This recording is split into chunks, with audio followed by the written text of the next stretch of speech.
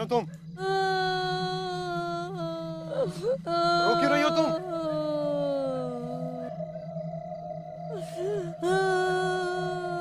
क्या हुआ तुम्हें?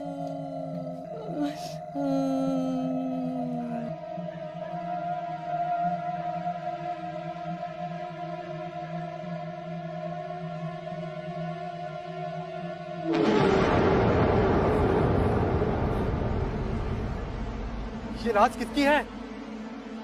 कुछ पूछ रहा हूं मैं। बोलते क्यों नहीं हो? खुद ही देख ले।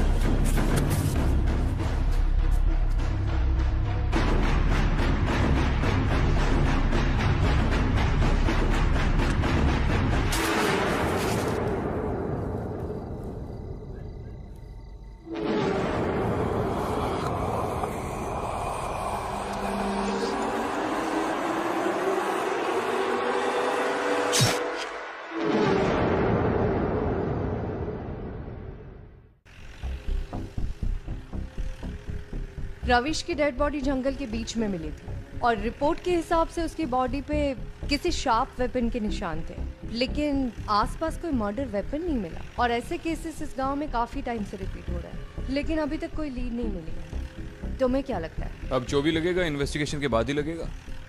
वैसे मैं सोच रहा हूँ शहर वापस जाकर ऐसी एक जीप खरीद लो, बड़ा मजा आता है ये चलाने में, सच्ची।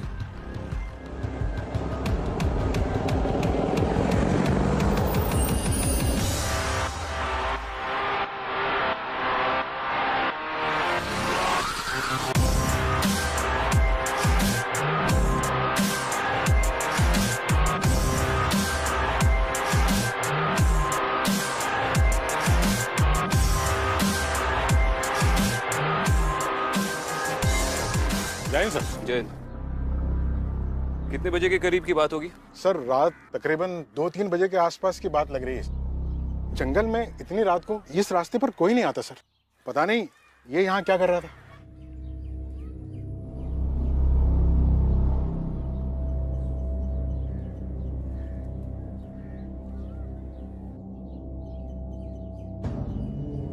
यहाँ से कुछ मिला था? नहीं मैडम, यहाँ से तो कुछ नहीं मिला था।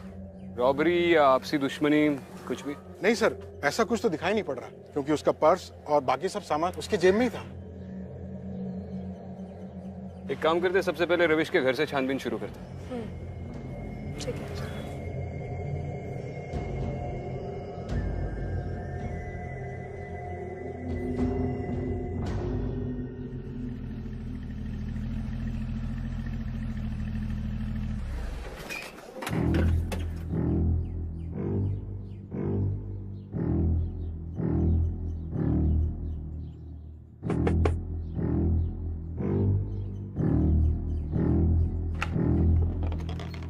जी नमस्ते, मैं विक्रांत सिंघल, एसीपी मुंबई पुलिस।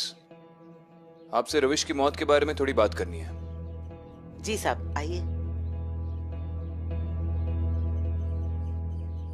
आपके लिए मैं पानी। जी नहीं, ठीक है, आप बैठिए ना, बस थोड़ी देर बात करनी है। जी।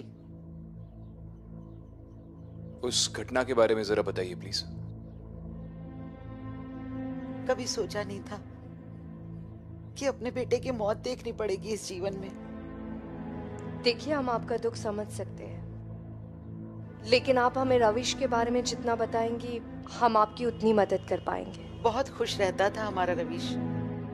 उसकी ना ही किसी से कोई दुश्मनी थी और ना ही कोई मनमुटाव। जिस दिन उसके साथ ये हादसा हुआ, उसकी मौत हुई, वो रात को इतनी देर रात तक जंगल में क्या कर रहा था, कहाँ से आ रहा था? साहब, उसकी बींदनी, मेरी बहू कजरी पेट से थी, तो वो दाई के घर से आ रहा था। रात के जब 11 बजे तक घर वापस नहीं आया तो मैंने उसे कई बार फोन किया, लेकिन उसका फोन बंद आ रहा था। कुछ पता नहीं चला। दाई के घर गया था, मतलब आपके गांव में कोई अस्पताल नहीं है? अस्पताल तो बड़े लोगों के चोचले होते हैं ना साहब, हमारे यहाँ तो दाई ही बच्चा कर देती है।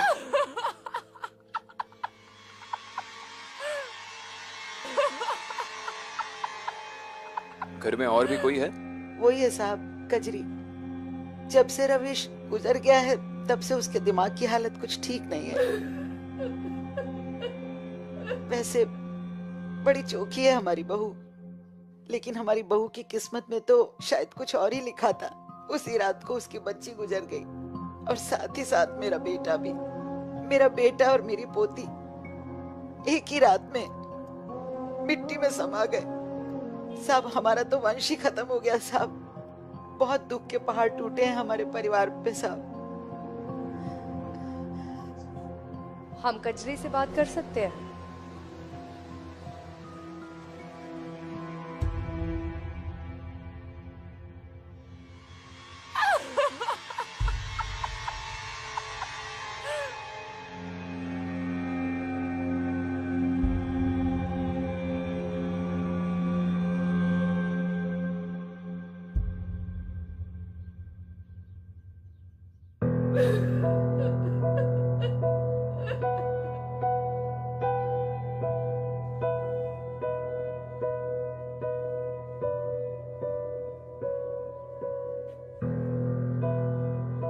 कजरी, हम लोग पुलिस है। मुझे दुख है कि तुमने एक ही रात में अपने पति और बच्चे दोनों को खो दिया। अगर तुम चाहती हो कि जो तुम्हारे साथ हुआ वो किसी और के साथ ना हो, तो प्लीज हमारी मदद करो। तुम पूरी बात बताओ, उस दिन क्या हुआ था?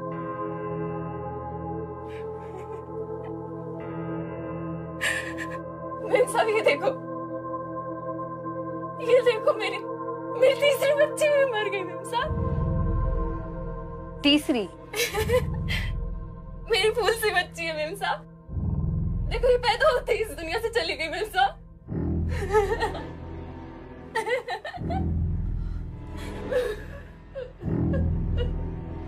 अदिति,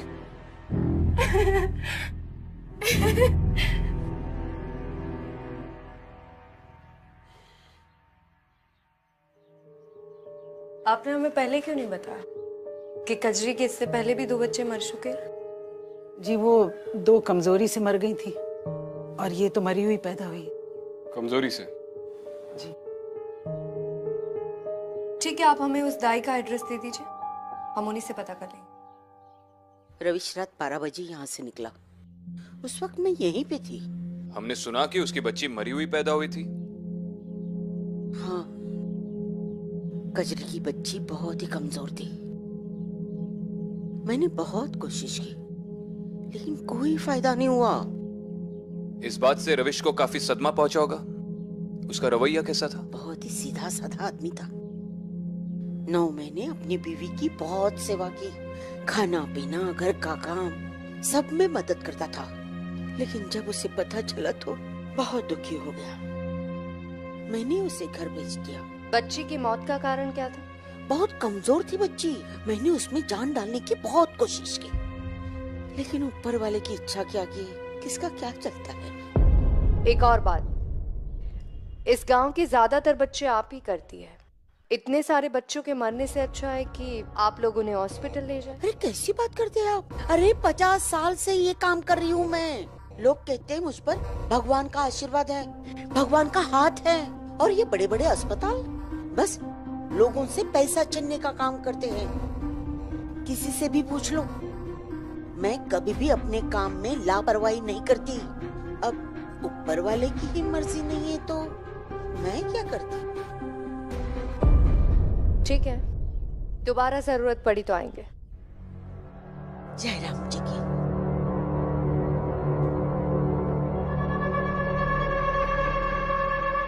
ये गांव बहुत पिछड़ा हुआ है। आज भी गांव में लोग हॉस्पिटल की जगह दाई के पास जाते हैं। वहां जंगल में रविश मर गया और यहाँ पर उसकी बच्ची मर गई उसी रात। तुम्हें इन दोनों डेथ्स में कोई ताल्लुक लग रहा है? ताल्लुक हो सकता है, लेकिन जंगल में बाकी डेड बॉडीज भी तो इसी तरह से मिली है। उन सारी डेथ्स में और रविश के डेथ में तो ताल्लुक है ही, लेकिन एक बात तो तय है, इस बच्ची की मौत कमजोरी की वजह से नहीं हुई। हमें सारे केसेस में कॉमन लिंक ढूंढनी चाहिए।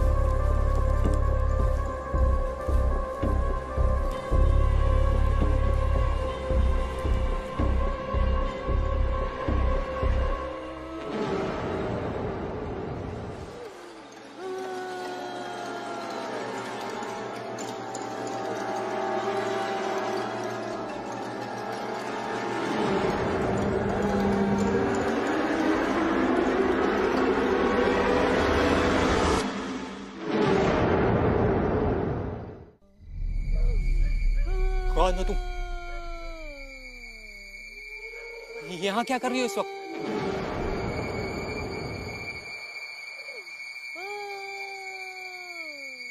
तुम रो क्यों रही हो? किसकी लाश है ये?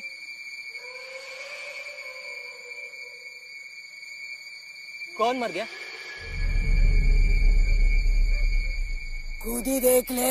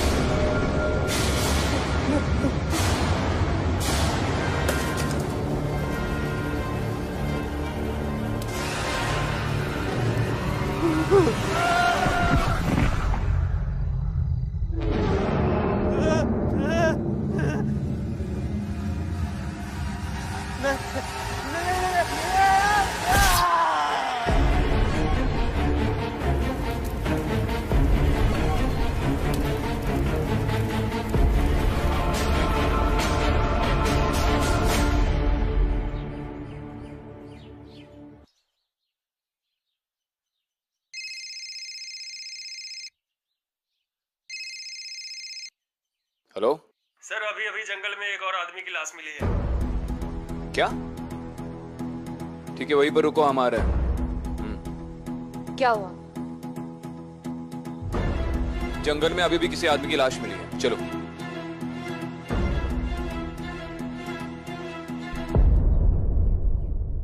उसी तरह के घाव हैं। वार किसी नुकीली चीज से किया गया है। इसकी बॉडी को जल्द से जल्द पोस्टमार्टम के लिए ले जाइए, और रिपोर्ट बहुत अर्जेंट है। विक्रांत, यहाँ कुछ था, कुछ अजीब।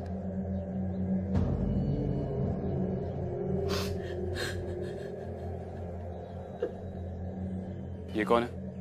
सर, इन्होंने बॉडी को आइडेंटिफाई किया है। इनका कहना है कि मरने वाला इनका भाई सुनीत है। नाम क्या है आपका? बरखा। भाई था ये आपका? हाँ सर। आपके साथ ही रहता था? नहीं सर, ये पास ही के गांव में रहता था। ये मुझसे ही मिलने आ रहा था। कल शाम को बात भी हुई थी मेरी, तो सारी रात नहीं आया सर। सुबह यहाँ जंगल में। और कौन कौन रहता था इसके घर में? इसकी पत्नी कोमल। तो वो इसकी बॉडी क्लेम करने के लिए नहीं आई? सर हमने इन्फॉर्म कर दिया, लेकिन अभी तक कोई नहीं आया।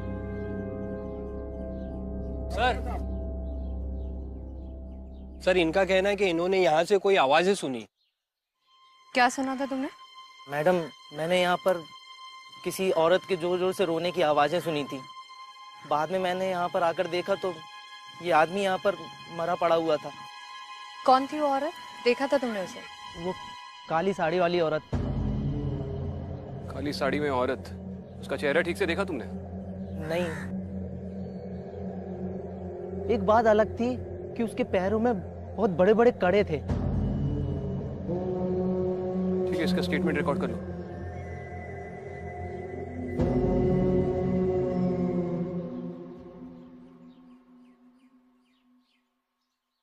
अब तक ये सारे लोग मरे हुए पाए गए उस जंगल में।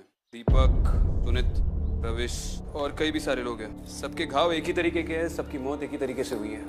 उस गांव वाले का कहना था कि उसने एक औरत की रोने की आवाज सुनी और औरत ने काले कपड़े पहने हुए थे। आप में से किसी ने या किसी और गांव वाले ने कभी कोई काले कपड़े पहने हुई औरत देखी है आसपास? काले कपड़े में तो गांव के बाहर बहुत सारी औरतें हैं। रुआसियां कहते हैं उन्हें। रुआसिया? जी मैडम, जो लोगों की मैयत में रोने का काम करती है। रोने का काम? जी मैडम, गांव के बाहर इनकी बस्ती है। विक्रांत, मैं एक बार उस बस्ती में जाके पूछताछ कर लेती हूँ। ठीक है, और मैं सुनित की बीवी से जाकर मिलता हूँ, जो इन्फॉर्म करने के बावजूद नहीं आई। बस्ती कहाँ है पता है ना?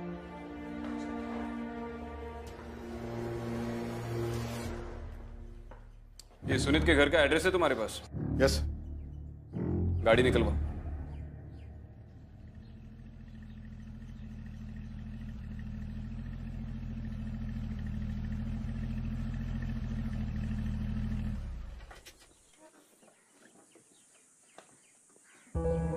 सुनिए।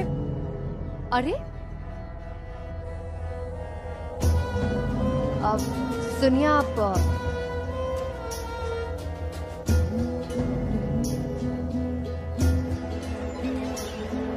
आपसे बात।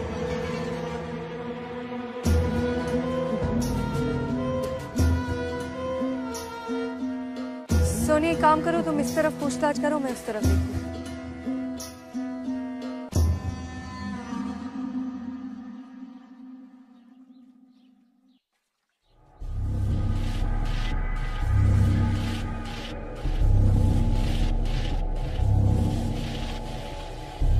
कोमल?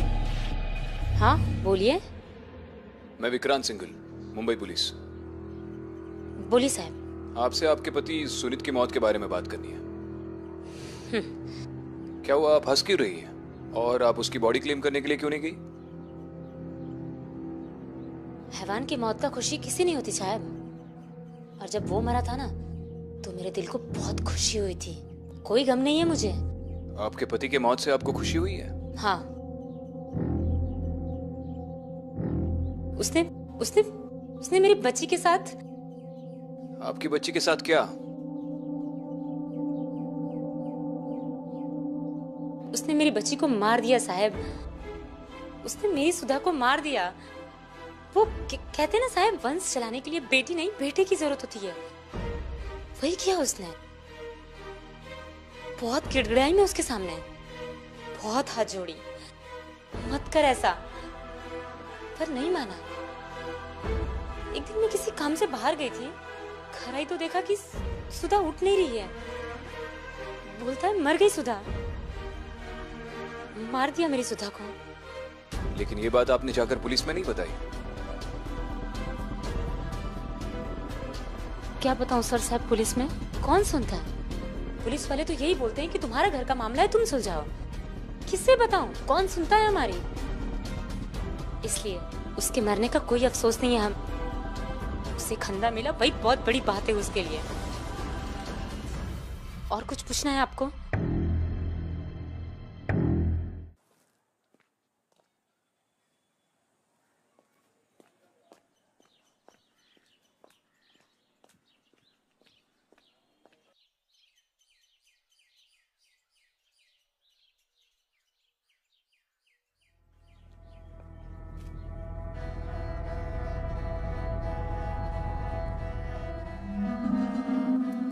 नाम क्या है तुम्हारा?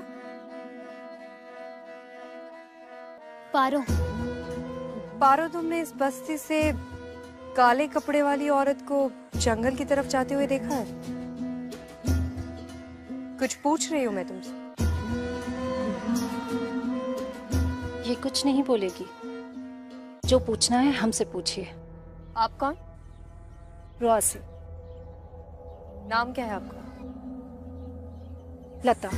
लता जी, आपने इस बस्ती से किसी काले कपड़े वाली औरत को जंगल की तरफ जाते हुए देखा है रात को? यहाँ से रात को मेरी इजाजत के बगैर कोई कहीं नहीं जाता। देखिए, इस गांव में काफी टाइम से कत्ल हो रहा है और गवाह के मुताबिक एक काले कपड़े वाली औरत रात को जंगल में जाती है और वही सारे कत्ल करती है। उसने अपनी आंखों से देखा है। काले कपड़े तो बाजार में बहुत मिलते हैं। हम रुआसियों को मैयत में आंसू बहाने के लिए बुलाया जाता है, आंसू बहाने का कारण बनने के लिए नहीं। कब से कर रही है आप ये काम? क्या करोगे जानकर? देखिए, गांव में जो हो रहा है उसे रोकने के लिए मेरा जानना बहुत जरूरी है और आपका जवाब देना। कितने लोग हैं इस बस्ती में? गिन लीजिए।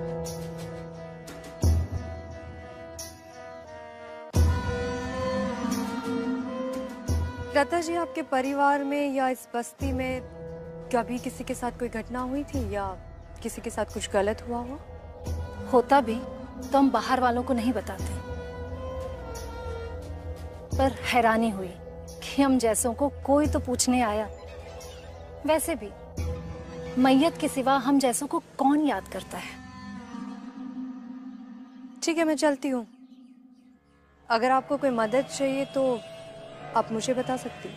मदद की जरूरत गांव वालों को है, हमें नहीं।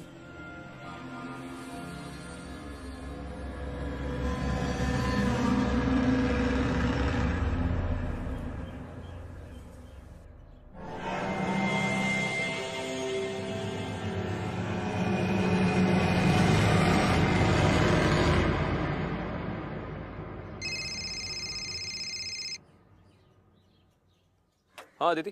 विक्रांत सुनीत की फैमिली से मिले? हाँ, इस केस की कॉमन लिंक मिल गई है। सुनीत ने अपने हाथों से अपनी बेटी को मार डाला था। अच्छा। और तुम्हें कुछ पता चला? हाँ, उस बस्ती में मैं एक औरत से मिली, लता नाम था। जब मैंने उससे सवाल पूछे तो बहुत ही उल्टे सीधे जवाब देने लगी। विक्रांत, मुझे लगा कि जैसे वो मुझसे बहुत कुछ छुपा रही थी। मैं एक काम करती हूँ, उस बस्ती के जितने भी पुराने केसेस है उनकी फाइल्स निकलवाती हूँ, शायद कुछ ना कुछ पता चल जाए। ठीक है, मैं चौकी पे पहुंचता हूँ, मिलकर चेक करते हैं। ठीक है। Okay, C you.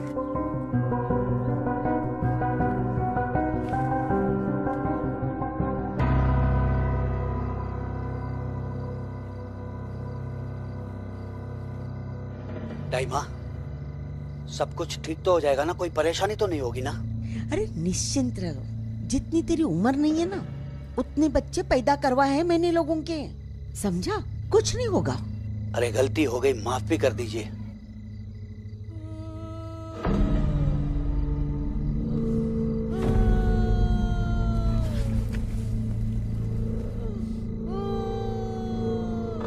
डाइमा, किसी औरत के रोने की आवाज है।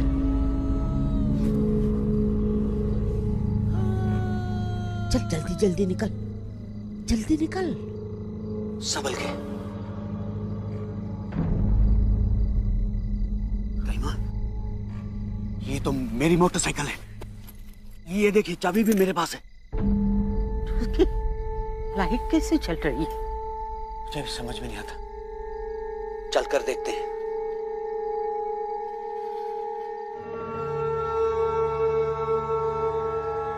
कौन है?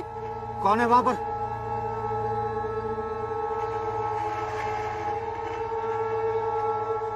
कौन है?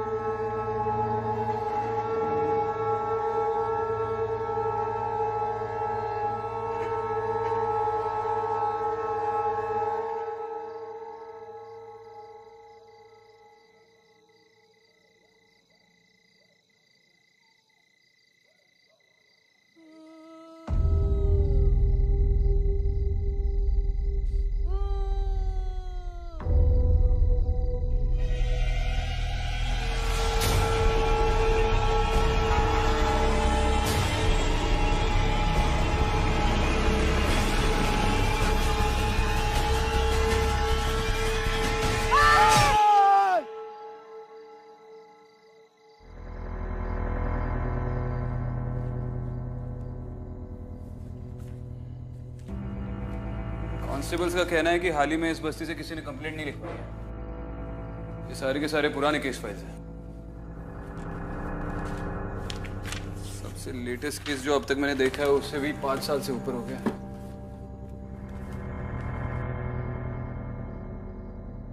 ये देखो, ये एक केस है 20 साल पुराना। रूपा नाम की कोई रुआसी थी जिसने यहाँ के लोकल जमींदार नरेंद्र सिंह की हत्या कर दी। और जब पुलिस उसे गाड़ी से बस्ती के बाहर जेल ले जा रही थी तभी गांव वालों ने गाड़ी को रोककर रूपा की हत्या कर दी है। उसका शरीर पूरी तरह से काट दिया गया था। और बॉडी को आइडेंटिफाई किसने किया था?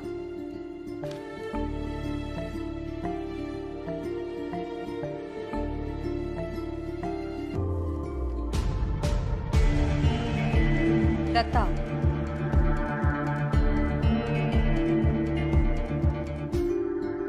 नहीं, मत मारो मुझे। बाबा, नहीं। बाबा क्या हुआ बाबा? नहीं, मत मारो मुझे। बाबा नहीं, नहीं, नहीं, नहीं। सर अभी अभी फोन आया है, जंगल में फिर से एक आदमी पर हमला हुआ है। एक और मर्डर? नहीं सर, वो जिंदा है, अपने घर पे है। चलो ठीक है, फटाफट गाड़ी निकालो। Okay sir.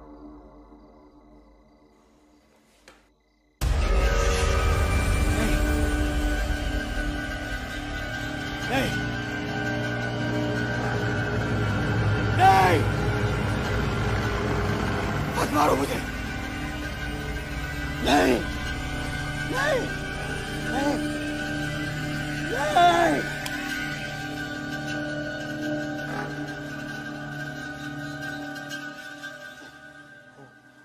वो मुझे मार डालेगी। बाबा क्या हुआ?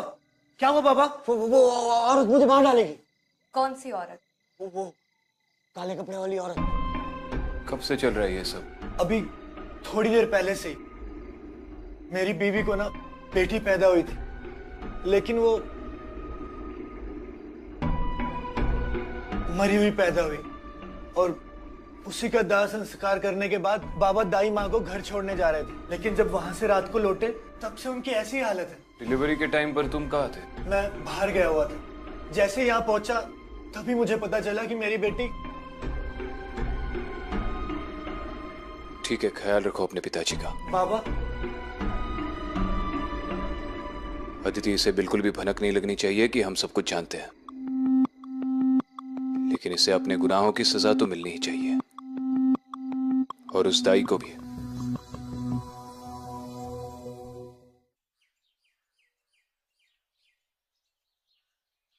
कब हुआ ये सब? कल रात की बात है। बच्चा करवा के हम वापस आ रहे थे, अचानक हम पर हमला हुआ। किसने किया हमला? एक काली साड़ी वाली औरत थी, उसने किया। और उस बच्चे का क्या हुआ जहां आप गई थी?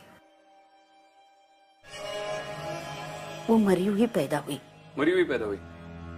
दाई माँ, आपके हाथों लड़कियां हमेशा मरी हुई क्यों पैदा होती हैं? क्या मतलब? मतलब रवीश की तीनों लड़कियां थी, तीनों मरी हुई, और कल रात को ये भी।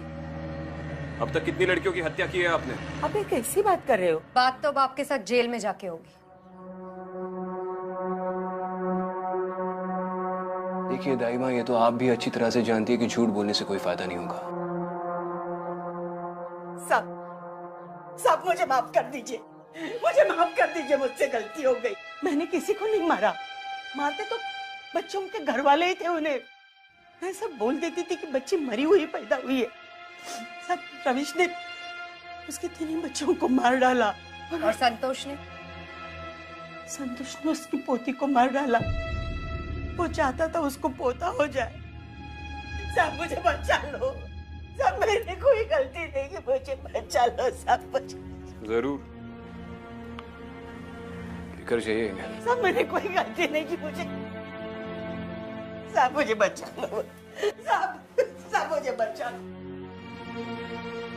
इसका मतलब है वही लोग मरते हैं जो अपनी बच्चियों को मारते हैं। ये सब क्यों मर रहे हैं ये तो समझ में आ गया, बस पता ये लगाना है कि ये सब कर कौन रहा है। ये बात तो उस बस्ती की हिस्ट्री जानने के बाद ही पता चलेगी। पर जो भी है, मुझे लगता है कि पारो का इन सब से कोई ना कोई ताल्लुक जरूर है।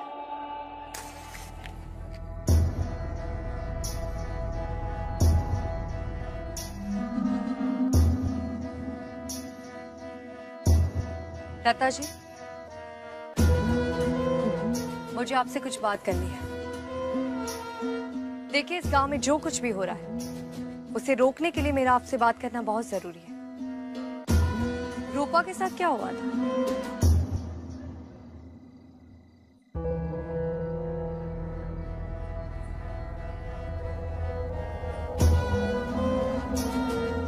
मुझे नहीं मालूम।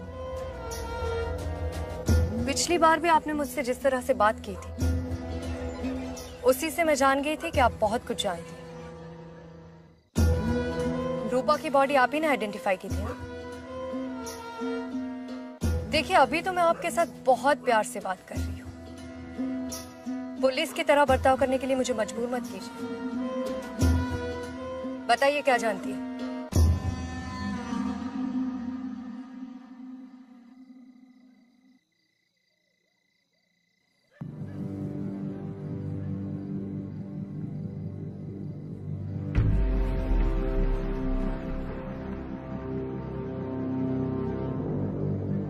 पारो, तू अंदर जा।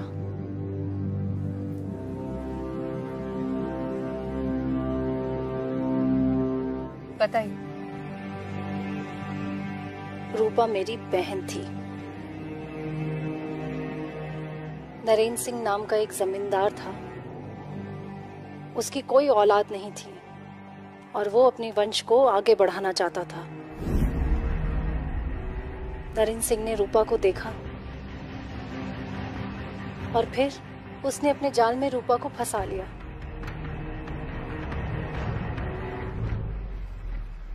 फिर रूपा गर्भ से हो गई।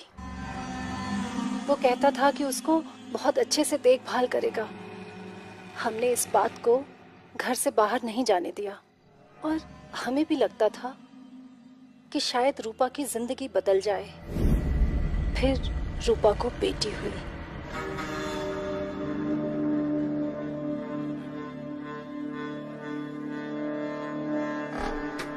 नरेंद्र सिंह अपनी बच्ची को जान से मारने के लिए खुद वहां आया। कहाँ लेके जा रहे हो मेरी बच्ची को? मेरी बेटी को मतलब? नहीं, मेरी बेटी को छोड़ो। मेरी बेटी। रूपा रोई, गिड़गिड़ाई, चिल्लाई, पर उसने उसकी एक नहीं सुनी और उस बच्ची को जमीन में जिंदा गाड़ दिया।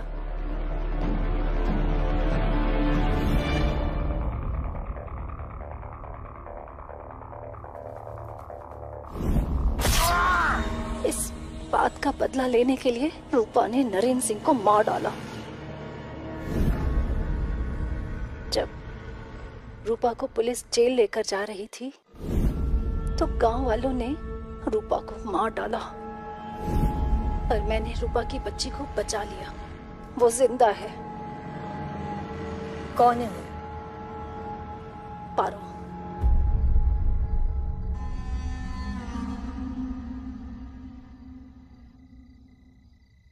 पारो रूपा की बेटी? हाँ। जब नरेंद्र सिंह ने अपनी बच्ची को जमीन में जिंदा गाड़ दिया तब मैं वहां किसी तरह पहुंची और उस बच्ची को बचाकर इस गांव से बहुत दूर लेकर चली गई। उसे वहीं पाला पोसा और सबको यही बताया कि ये मेरी बच्ची है। लेकिन फिर कुछ आर्थिक तंगी की वजह से इस गांव में हमें वापस आना पड़ा। लेकिन रूपा को अभी भी यही लगता है कि उसकी बेटी मर चुकी है, इसीलिए वो लोगों को मार रही है। उसकी आत्मा को शांति मिले इसलिए हमें एक बार उसे पारो को दिखाना बहुत जरूरी है। पर पारो को इसके बारे में कुछ भी मालूम नहीं। पारो को आपने ये सारी बातें नहीं बताई? नहीं।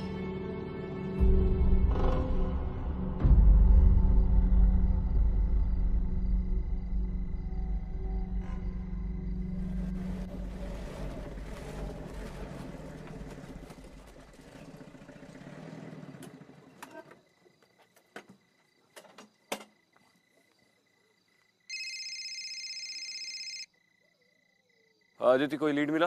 विक्रांत, वो काले कपड़े वाली औरत का पता चल गया। वो रूपा की आत्मा ही है, वही सबको मार रही है। वो नरेंद्र नाम के लड़के से प्यार करती थी। उन दोनों की एक लड़की हुई, लेकिन नरेंद्र को लड़का चाहिए था और उसने उस बच्ची को मार दिया। हाँ भी और ना भी। मतलब?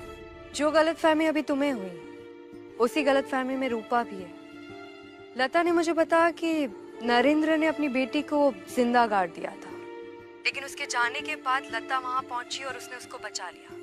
वो अभी जिंदा है और वही पारो है। और जब तक ये पारो रूपा के सामने नहीं आती तब तक ये सिलसिला चलता रहेगा। एग्जैक्टली। इसका मतलब वो संतोष को भी मारने की कोशिश कर सकती है। मैं अभी संतोष के घर पर ही आया हूँ उससे बात करने। तुम एक काम करो कि जल्द से जल्द पारो को लेकर यहाँ पर संतोष के घर पे ही आ जाओ। ओके।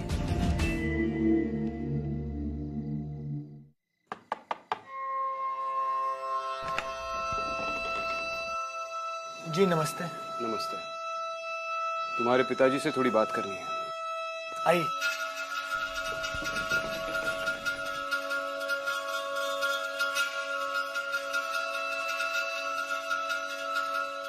क्या बात है, अभी भी डर लग रहा है कि वो औरत आकर आपको मार देगी? हाँ साहब, वो आएगी, वो जरूर मुझे मार डालेगी, जिंदा नहीं छोड़ेगी साहब। तो फिर संतोष जी बैठे बैठे ये भी क्यों नहीं सोच लेते कि आखिर वो औरत आपको क्यों मारना चाहती है? मतलब ऐसा क्या किया आपने कल रात को जिस वजह से उस औरत ने आप पे हमला किया? साहब हमने कुछ नहीं किया था, हम वो जंगल के रास्ते से आ रहे थे, बस अचानक कहां से वो सामने आ गई और हमारा ये हाल कर दिया। वो तो चाहती थी कि हम जान से मारे। वो सब तो मैं जानता हूँ, लेकिन क्या करके आप जंगल के रास्ते से आ रहे थे? ऐसा क्या किया आपने? नहीं वो हम तो बस पानी। शुक्रिया बाबा।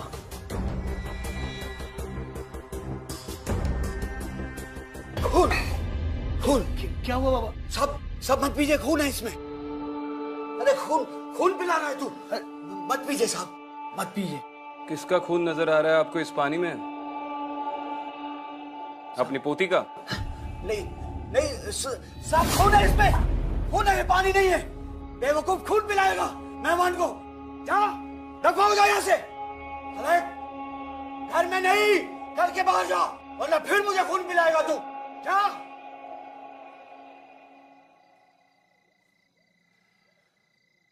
संतोष जी, तुम्हारी दाई माँ तो हवालात में चली गई और तुम भी अच्छी तरह से जानते हो कि मैं किस बारे में बात कर रहा हूं।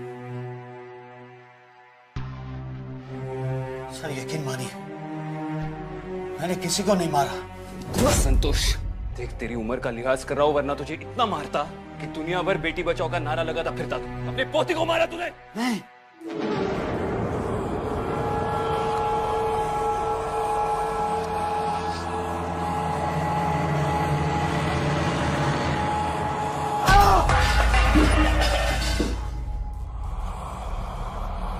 रूपा, इसे छोड़ दो। उसके किए की सजा इसे कानून देगा।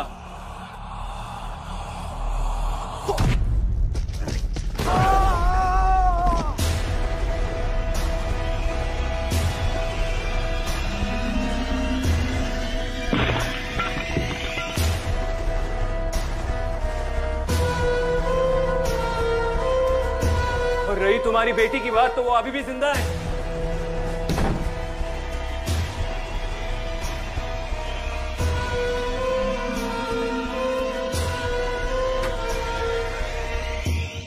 रुक जा रूपा।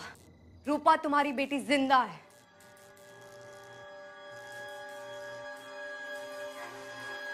तुम्हें गलतफहमी हुई है। नरेंद्र ने तुम्हारी बेटी को जिंदा गाड़ दिया था, लेकिन तुम्हारी बहन ने उसे बचा लिया था और वो यही है तुम्हारे सामने।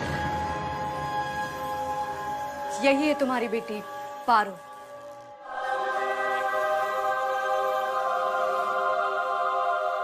पारो,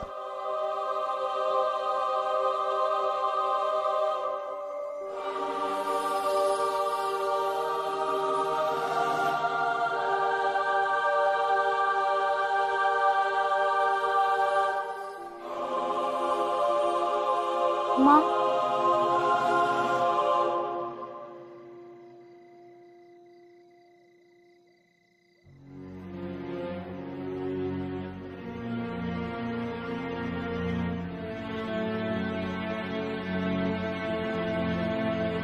पारो,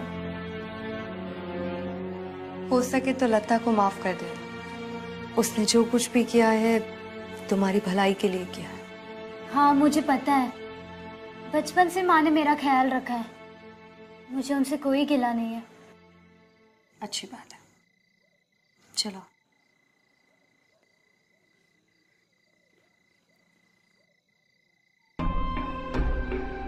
वो औरत मुझे मार डालेगी, ये औरत मुझे मार डालेगी, मुझे मार डालेगी।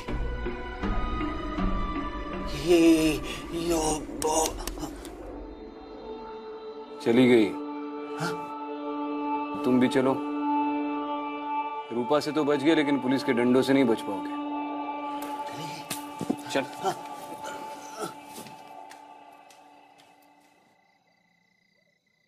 तो एसपी अदिति शर्मा, ये मिशन तो अकम्प्लिश हो गया। अब अगले मिशन पे जाने के लिए तैयार हो? कौन सा? ऐसी एक जीप खरीदनी है मुझे। ढूंढने में मदद तो करोगी ना? चले। मदद तो करनी पड़ेगी तुम्हें।